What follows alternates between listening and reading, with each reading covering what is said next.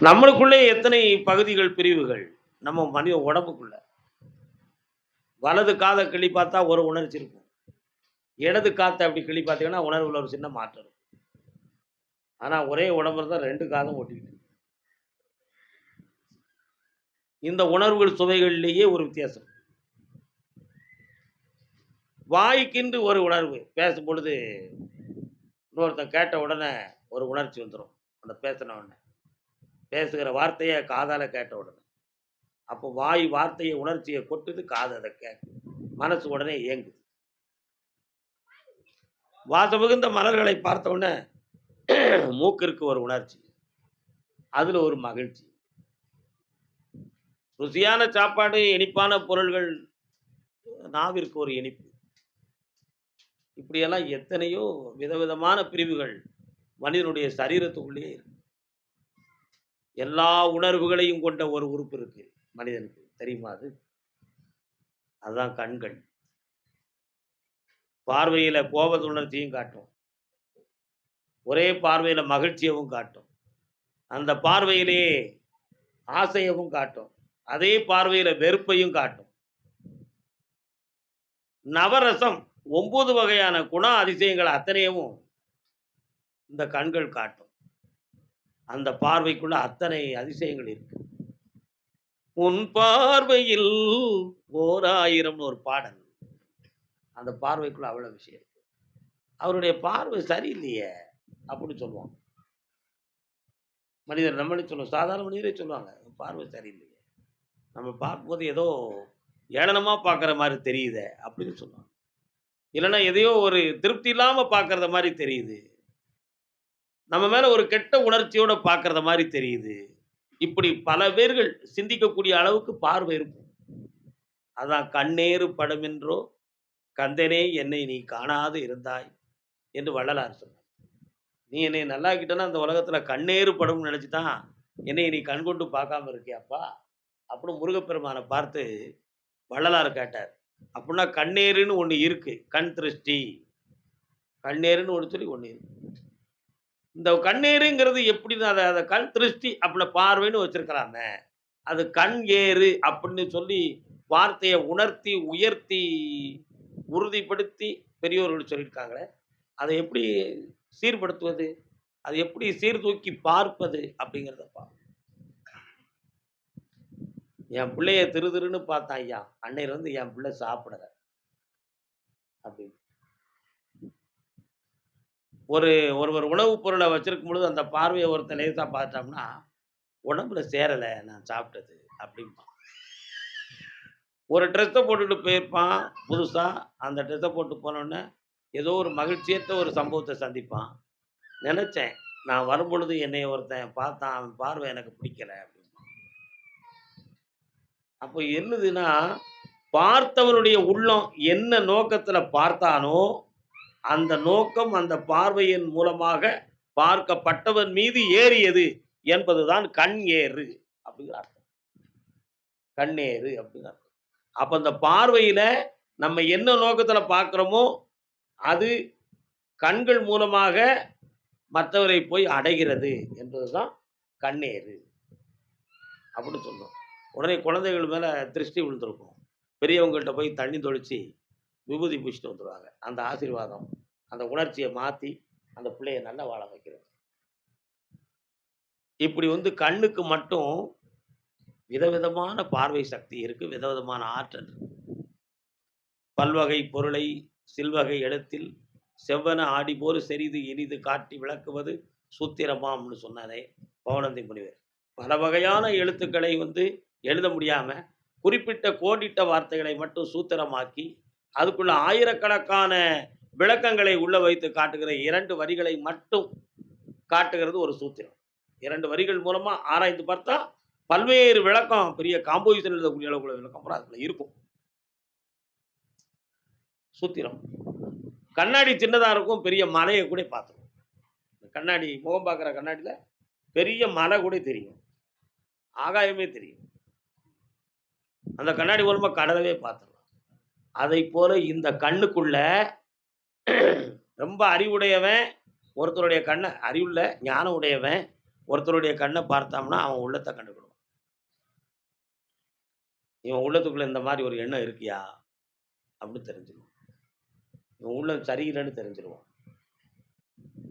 அதனால முகத்துல இருக்கக்கூடிய கண்களை வச்சு அகத்துல இருக்கக்கூடிய அகம்னா உள்ள இருக்கக்கூடிய இயக்கத்தை புறவும் ஒரு மனுஷன் தெரிஞ்சுக்கிட முடியும். அதை காட்டி கொடுப்பதும் கண். அதான் அன்பிற்கும் உண்டோ அடைக்கும் தாழ் ஆர்வலர் புன்கணீர் பூசல் தரும். திருவள்ளுவர் சொன்னார். அருமையான கருத்து. அன்புடையவங்களை சந்திச்சிருப்போம். அப்படி சந்திக்கும் பொழுது கை கால் உடம்பெல்லாம் சாதாரணமாக இருக்கும், சாதாரணமாக இருக்கும். ஆனால் கண்ணில் மட்டும் அப்படி லைட்டாக என்ன செய்யும், கண்ணீர் வரும். அது என்ன கண்ணீர்? ஆனந்த கண்ணீர். நீண்ட காலம் கழித்து அவங்களை சந்திக்கும் பொழுது தன் கண்களில் ஏற்பட்ட கண்ணீர். அதான் அன்பிற்கும் உண்டோ அடைக்கும் தாழ். அந்த கண்களில் தோன்றக்கூடிய அன்பை அடைப்பதற்கு தாழ்பால் கிடையாதாம். அன்பிற்கு உண்டோ அடைக்கும் தாழ் ஆர்வலர் விருப்ப உடையவன் புன்கணீர் புன்னகையிலே அவன் கண்களில் தோன்றிய கண்ணீரை வைத்து இவன் அன்புடையவன் என்பதை நாம் புரிந்து கொள்ளலாம் சொன்னார். அன்பிற்கும் உண்டு அடைக்கும் தாழ் ஆர்வலர் புன்கணீர் பூசல் தரும். அதிலே அதை தெரிஞ்சுக்கலாம் அப்படின்னு பெரியவங்க சொல்லுவாங்க. கீழோர் மறப்பார் மேலோர் நினைப்பார். நம்ம எல்லாம் புரிஞ்சுக்கிட்டோம் கீழோர்னா கீழ் குணம் பிடைத்தவங்க, குறைந்த மனம் உடையவங்க அப்படின்னு நம்ம நினைக்கிறோம். மேலோர்னால் மேன்மக்கள் அப்படின்னு நம்ம நினைப்போம். இது பூரா நம்முடைய அறியாமை, இதெல்லாம் மாயை. இதில் அப்படி கிடையாது. பெத்த தாப்பனை பிள்ளைகள் பார்க்க வந்திருக்கும் ரொம்ப தூரமா இருந்து. அதனால போயிட்டு வரப்பா போயிட்டு வரப்பான்னு சொல்லி கால் ரெண்டும் நடக்கிறதுக்கு தோண்டி போயிடும்.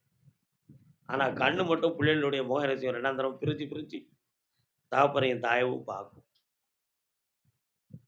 கீழோர் மறப்பார் கால் என்ன செய்யுது, நடக்க துணிந்து கொண்டு இருக்கிறது. கீழே இருக்கு காலு, மேல இருக்க கண் என்ன செய்யுது, பார்க்க துணித்து கொண்டு இருக்கு. அதான் கீழோர் மறப்பார். கீழோர்னா காலை சொன்னார், மேலோர்னா கண்களை சொன்னார். கீழோர் மறப்பார் மேலோர் நினைப்பார். அப்படி நம்ம இலக்கியத்துல சொல்லாத கருத்துக்களே கிடையாது. அதே மாதிரி சிரிப்பு. ஒருத்தனை பார்த்த உடனே இவங்களாம் ஒரு மனுஷனா அப்படி சிரிப்பான். ஆனா சிரிக்கானே அப்படின்னு நிறுத்திட்டு இருப்பாங்க. இதுதான். ஆனா உள்ளத்துல வேதனை இருக்கும். உண்மையா? அடுத்த பாயிண்ட். சிலர் சிரிப்பார் சிலர் அழுவார் அப்படின்னு ஒரு வார்த்தையை கவிஞர் சொன்னார். ஒருத்தருடைய முன்னேற்றத்தை தாங்க முடியாம உள்ள அழுதுகிட்டு இருக்கும். அதை வெளியே சொல்ல முடியாது. அவனை பார்த்தானே நல்லா இருக்கேடா அப்படின்னு சிரிப்பான். ஆனா உள்ளுக்குள்ள வேதனைப்பட்டு பொறாமப்பட்டு அழுவான், வெளியில சிரிப்பான். உண்மையா இல்லையா? இப்படி அப்ப இந்த சிரிப்பிலே போலித்தனம் நிறைய இருக்கு. சிரிப்பதெல்லாம் சிரிப்பென்று நினைக்காத. அதான் உள்ளம் திறந்து வாய் விட்டு சிரிச்சா நோய் விட்டு போகும். அப்ப அதுக்கு என்ன அர்த்தம்? அதுக்கு என்ன அர்த்தம் இருக்கு? இப்படி சிரிச்சா நோய் விட்டு போகும், நோய் வரும். கபடத்தனமா சிரிச்சோம்னா நோய் வரும், பிரஷர் வந்துடும், ஹார்ட் ப்ராப்ளம் வந்துடும். ஆக ஹார்ட் ப்ராப்ளம் வந்தவங்க அப்புறம் நோய் மனம் திறந்து சிரிக்கிறன்னு அர்த்தம் இல்லை, அது வேற சப்ஜெக்ட். ஆனா இது ஒரு காரணம்.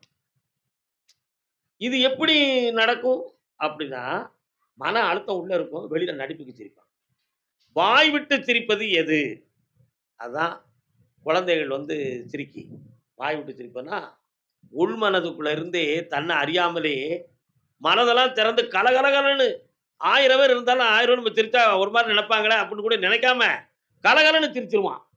அந்த சிரிப்பு தான் மனம் திறந்து சிரித்த சிரிப்பு. இப்ப நகைச்சுவைகள்ல நிறைய நம்ம காமெடிகள்லாம் போட்டுக்கிட்டு இருக்காங்க பாருங்க. அதெல்லாம் வராட்ட மனிதன் ரொம்ப வேதனைப்பட்டுருவான். மதுரை முத்து எல்லாம் தம்பியெல்லாம் பேசுறாங்களே, அவங்களுடைய காமெடியெல்லாம் நமக்கு அவங்கள ஊக்குவிக்கணும்னு நினைக்காதீங்க. அவங்கள மாதிரி கலைஞர்கள் நம்ம நாட்டுக்கு நிறைய தேவை. அவங்க சிரிப்பு காட்டணும். நிறைய மக்கள் நல்லா சிரிக்கணும். உள்ளத்துக்குள்ள இருக்கக்கூடிய கவலைகள்லாம் தீரணும். அவன் உள்ளம் திறந்து சிரிச்சிட்டான்னு வச்சுக்காங்களேன், அவனுக்கு நோய் இருக்காது. ஏன்? அந்த உள் மனதில் இருக்கக்கூடிய கபடமும் மாறி போயிரும். அது மூலமா அந்த உடல்ல இருக்கக்கூடிய உணர்ச்சி நரம்புகள்லாம் வீரியமாயிரும்.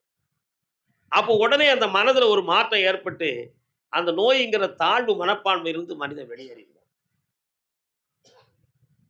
இதுதான் உண்மை. மனோதத்துவ ரீதியாக ஒருத்தன் பாதிக்கப்பட்டிருந்தான். அதுக்கு ஒரு டாக்டர் சொன்னார், உங்களை எழுப்பவே முடியாது, நீங்க அவ்வளவுதான், உங்க காலம் முடிஞ்சு போச்சு அப்படின்னு ஒரு டாக்டர் சொல்லிட்டு போயிட்டார். ஒரு மனோதத்துவ டாக்டர் வந்தார். ஐயா உங்களுக்கு மருந்து வேற ஒண்ணும் இல்ல. நான் சொல்றத கொஞ்சம் நீங்க கேட்பீங்களான்னாரு. என்ன கேட்கறது? அப்படின்னா. ரொம்ப அருமையா அந்த காலத்துல உங்க தாத்தா, பாட்டியெல்லாம் ரொம்ப சிரிப்பு கதைகள் சொன்னது உண்டான்னு கேட்டாரு. இப்ப எங்க மாமன் கூட அந்த கத தான் சொல்லுவான். நீங்க உங்க மாமாவ பார்த்து எவ்வளோ நாள் இருக்கும்? 6 மாதம் இருக்கும்.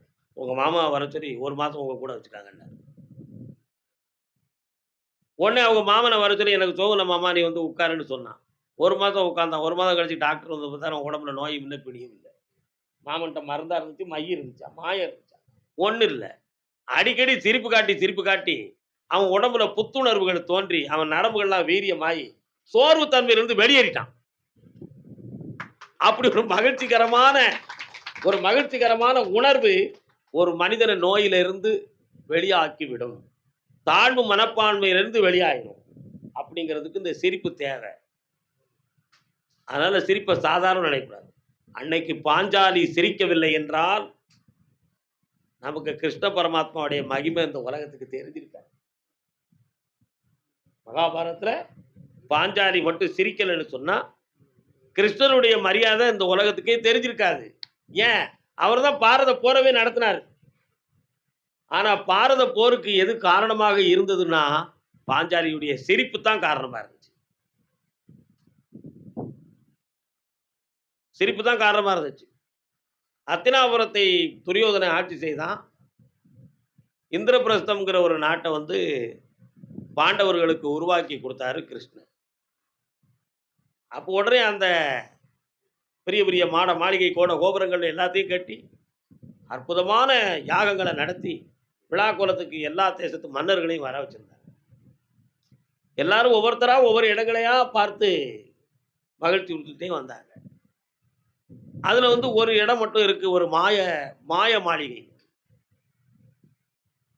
நம்ம உள்ளத்துக்குள்ள என்ன நினைவோட போறோமோ, அந்த நினைவுக்கு தகுந்தாற் போல அங்க ஒவ்வொரு செயல் இருக்கும். நம்ம ஆழ் மனதுக்குள்ள இருக்கக்கூடியதுக்கு தகுந்தாற் போல ஒரு செயல் இருக்கும். ஒருவர் போவாரு. அதனால 2 பேரும் மாலைய கொண்டு வந்து போடுறது மாரி ஒரு காட்சி வந்து பூவெல்லாம் விழுகும். ஆஹா! இப்படி ஒரு அழகான அற்புதமா? அப்படின்னு உடனே சொல்லுவாரு. இப்படி ஒவ்வொரு காட்சிகளும் இன்னொருத்தர் போவார். அங்க திடீர்னு உள்ளுக்கு வந்து வீணை, யாழிசை, சங்கீதங்கள், ஒலி கேட்டுக்கிட்டு இருக்கும். நமக்கு ரசனைக்கு தகுந்தாற் போல சப்தங்கள் இருக்க, அப்படின்னு அவன் நினைப்பான். இப்படி ஒவ்வொருத்தரும் தன் உள்ளத்துக்கு தகுந்தாற் போல உள்ள நிகழ்வுகளை சந்திக்கின்ற ஒரு இடம் மாய மாளிகை. அதான் இந்திரஜால மாளிகை. அந்த இடத்துக்குள்ள துரியோதனன் வாரான். எல்லா குணங்களையும் கொண்டவன் துரியோதனன். கபடம், வஞ்சகம், சூது, வாது, போரு, பிரத்தியாரை அழிப்பது, தனக்கென்று தன் சுகத்தை பெற்றுக் கொள்வதற்காக சுயநலத்தோடு சிந்திக்கிற எண்ணம், தான் மட்டும் நல்லா இருக்கணுங்கிற சிந்தனை, உயர்ந்த எண்ணம் இல்லையா? தான் மட்டும் நல்லா இருக்கணும்னு நினைக்கிறது தானே உலகத்திலே உயர்ந்த எண்ணம் இல்லையா? அதான் எல்லாரும் நல்லா இருக்கும்னு நினைக்கிறது உயர்ந்த உள்ளமா? எல்லாரும் நல்லா இருக்கும்னு நினைக்கிறது தான் உலகத்துல உயர்ந்த உள்ளம். துரியோதனன் அப்படி கிடையாது. அப்படி ஒவ்வொரு இடமா அப்படி பார்த்து வந்துகிட்டு இருந்தான். 2 பெண்கள் மாலையை கொண்டு வந்து போடுறது மாரி இருந்தா, கண்ண விழிச்சு பார்த்தா ஆள காணல. ஒரு இடத்துல சங்கீத சப்தம் கேட்டுச்சு. யாரோ வாசிக்கிறாங்கன்னு பார்த்தா ஆள காணல. சத்தம் இருக்கு. பிரகாசமான ஒளிமயமாக இருந்துச்சு. இடத்த பார்த்தா இருளா இருக்கு. ரொம்ப குளுமையா இருக்கு. தண்ணீர் விழுந்துகிட்டு இருக்கு. சத்தம் கேட்குதுன்னு பார்த்தா தண்ணீர் இல்ல. ஆனா சத்தம் இருக்கு. இப்படி வித்தியாசமா ஒவ்வொரு பகுதியா பார்த்து வந்துகிட்டு இருந்தாரு. உடனே கீழ பார்த்தார். அப்படி கீழ பார்த்த உடனே இவருடைய முகம் தெரிந்தது. அப்படி முகம் தெரிஞ்சு அப்படியே அலையறையா.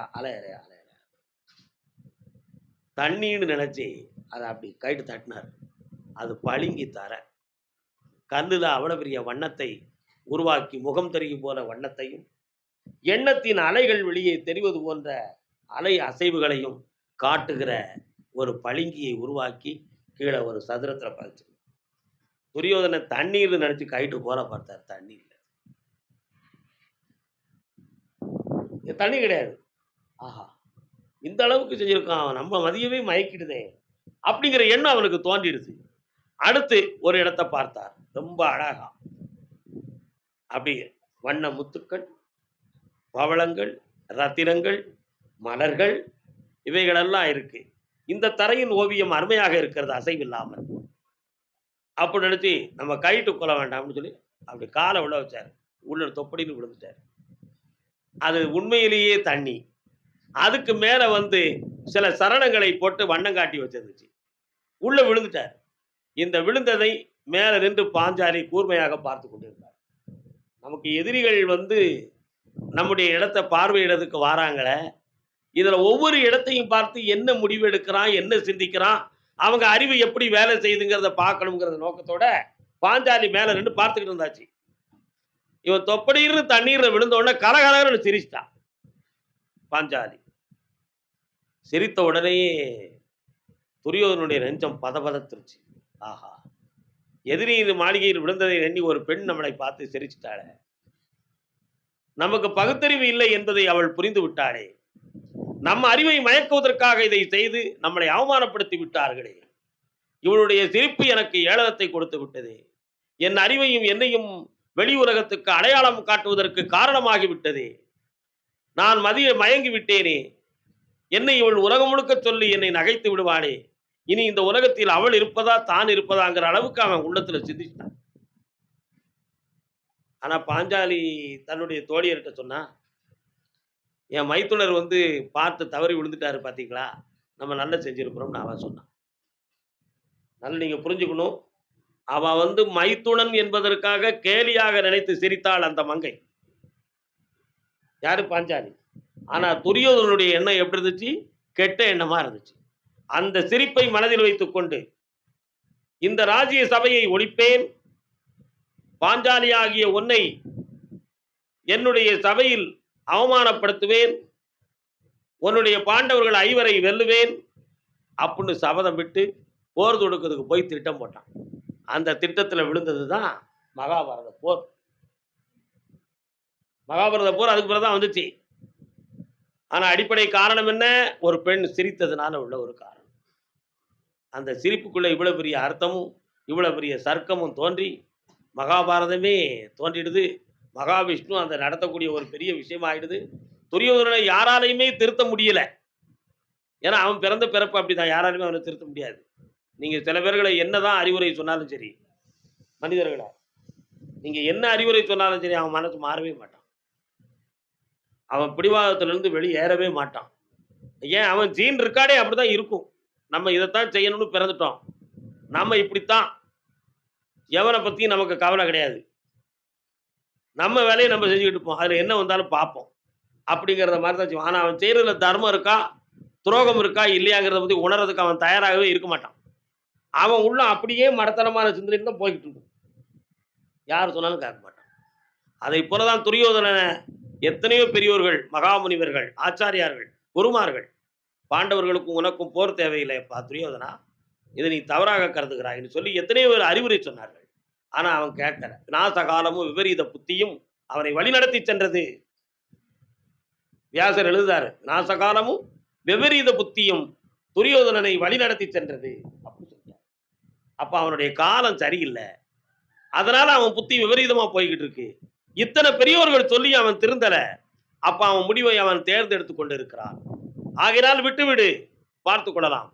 விட்டுவிட மாட்டாமல் விதி காட்டும் பாதையிலே விளையாடுகிறான் அவன், போகட்டும் அப்படின்னு சொல்லி அவனை விட்டுட்டான். கடைசியில வீழ்ந்தது யார்? துரியோதனன் வீழ்ந்தான். அதர்மம் தளர்ந்தது, தர்மம் ஓங்கியது. சாதாரண ஒரு சிரிப்பை வஞ்சகமா எடுத்த ஒரே ஒரு காரணம் தான் இந்த போரே நடந்துச்சு. பொம்பளை சிரிச்சா போச்சு ஒரு பாட்டு இருக்கு, பார்த்து கேட்டிருக்கீங்களா? அது என்ன படம்? பறக்கும் பாவை, எம்ஜிஆர் நடித்த படத்தோட பாட்டு தான். புகையில விரிச்சா, ஈரோட்டுக்காரங்க புகையில நிறைய விளைய வச்சிருக்கீங்களா? ஈரோடு அந்த பகுதியில் பவானி சாகர், ஈரோடு போன்ற இடங்களில் நிறைய புகையிலைகள் விளையும். புகையில தடதடையா மடிச்சு மடிச்சிருக்கும். அந்த புகையிலையை கொடுத்து கொஞ்ச நேரம் விரிச்சு வச்சிருங்க, அந்த புகையிலைக்கு காரமே இருக்காது. இருக்குமா? இருக்காது. புகையிலையை விரிச்சுட்டா அந்த காரம் அழிஞ்சு போயிடும். சிரிச்சுட்டா ஏதேனும் ஒரு ப்ராப்ளம் வந்துடும். அப்போ அதை சொல்லியிருக்கான், அழும்பொழுது தனியே அழலாம், தப்பு இல்லை.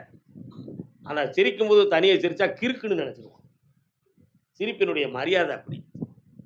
சிரிக்கும் பொழுது கூடி சிரிக்க வேண்டும், அழும் பொழுது தனியே அழ வேண்டும். தனியே தன்னுடைய துயரத்தில் அழுதுக்கலாம், தன் தாழ்வை வெளிப்படுத்தாமல் வைத்திருக்கிறார் என்பது பொருளாகும். ஆனா மகிழ்ச்சியை உலகம் முழுக்க தெரிய வச்சுக்கலாம், அது வந்து மனிதனுக்கு ஒரு ஆர்ப்பாட்டத்துக்குரிய விஷயமாக இருக்கும். மனிதன் வந்து ஒருவர் செய்வதற்கு ஒருத்தனுக்கு ஒரு மனம் இருந்தால் புரிவதற்கு பகுத்த பல மரம் இருக்கும். ஒரு நோக்கத்துல ஒருவன் செஞ்சிருப்பான். அத இன்னொருத்தன் அவன் அவன் சிந்தனைக்கு தகுந்தாற் போல அவன் மனச கொண்டு போயிருவான். எல்லாத்தையும் விரிவாக்கப்படுத்தக்கூடிய ஒரே ஒரு ஆற்றல், மாய ஆற்றல் மனசு. மனசு எடுத்துக்கொள்றதுல தான் இருக்கு. உள்ளத்துக்குள்ள வந்து கபடத்தனமா நெனச்சிருப்பான். வெளிய நல்லா இருக்கீங்களாம்பா. அப்ப அவன் உள்ளத்துக்கு பதில் சொல்றதா, அவன் சிரிப்புக்கு பதில் சொல்றதா? சரி கரெக்ட்டு. நீ என்னைய புரிஞ்சுக்கிட்டது இவ்வளவுதான்ப்பா. உன்னைய நான் புரிஞ்சுக்கிட்டேன். அதான் கிருஷ்ண பரமாத்மாவுக்கு கபட நாடக சூத்திரதாரி. கிருஷ்ணர் சிரிப்பாரு. ஆனா உள்ளுக்குள்ள எந்த உலகத்த பத்தி எல்லா சிந்தனையும் உள்ள வச்சிருப்பாரு. அந்த சிந்தனைகள்ல அவருடைய செயல் பூரா ஒழுங்கா நடக்கும். உறங்கும்போது தெரியாது. புரியுதா சிவராமா? விஷயங்கள் வந்து அறிவுடைய சொற்களை, அறிவுடைய நூல்களை படிக்கும் பொழுது, தூக்கம் வந்து தானா வரும் சில பேருக்கு. ஏன்னா அறிவுக்கு வேலை குடுக்கும் பொழுது மனது உணர்வு பூரா அதுக்குள்ள ஒருமித்து போயிரும். அந்த ஒருநிலைப்படுகிற பொழுது உறக்கம் வரும். மனதை விழிப்பாக வைத்திருத்தல் வேண்டும். சிரிப்புல வந்து அதான் விஷயம். மனம் திறந்து சிரிச்சாச்சுன்னா நோய் விட்டு போயிரும். அதனால சிரிப்பு என்பது சாதாரணம் இல்லை. ஒருவருடைய உள்ளத்துக்குள்ள மறைச்சு வச்சுக்கிட்டு சிரிக்கிறது, கபடத்தனமா நெனச்சுக்கிட்டு சிரிக்கிறது, இன்னொருத்தன் வேதனையில வெளியில கண்ணீர் வடிக்கிறது மாரி ஆக்ட் பண்ணிக்கிட்டு அந்த பக்கம் பார்த்துக்கிட்டு சிரிக்கிறது, இதெல்லாம் நடக்கும். வேதனைப்படுறவன பார்த்து அழுதது மாரி முகம் இருக்கும். இந்த பக்கம் திரும்புனோனே அப்படி நைஸா ஒரு சிரிப்பு இருக்கும். இருமுகத்தை காட்டுவது. புரியுதா? இப்படி எத்தனையோ இது இருக்கு. அதனால சாதாரண சிரிப்பை வைத்தோ, சாதாரண வார்த்தைகளை வைத்தோ யாரையும் இந்த உலகத்துல எடை போட்றக்கூடாது. உள்ளத்தின் தன்மையவும், நடத்தையும் வைத்து தான் உலகத்துல எடை போட முடியும். அதுக்கு மனப்பக்குவம் தேவை. ஆகையினால் எல்லா மக்களும் தன் மனதை உணர்ந்து, தன்னை உணர்ந்து, மாசிலாத மனமாக இருந்து ஈசனை வழிபட்டு, புனிதமாக வாழ வேண்டும் என்று சொல்லி வாழ்த்தி விடைபெறுகிறோம். வாழ்க வளமுடன்.